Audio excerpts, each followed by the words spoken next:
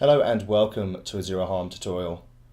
In today's video we'll be looking at how to set site privacy. Although site privacy is usually determined on site creation, it is possible to modify it after your site has been set up. To check or change what state you're in, please visit Settings after we've logged into the system and click Edit under Other Settings on the right hand side. Here we'll be able to determine agricultural types, if we're selected as a farm, and the site privacy. Currently this site is set to public. What that means is it will be available and accessible to anybody to sign in and make an induction.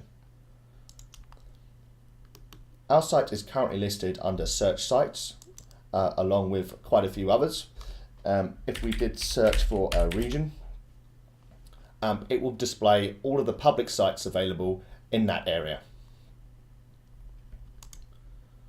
Alternatively, if we set our site to private and click save, although nothing appears to have initially changed, what this now means is the site is of invitation only. For example, we will have to invite people for them to be able to see our site. Invitations can be made from the people area on the left hand side, where we can click on add person, select that type of role that person has within the site, sending them an invitation via an email, click next, add.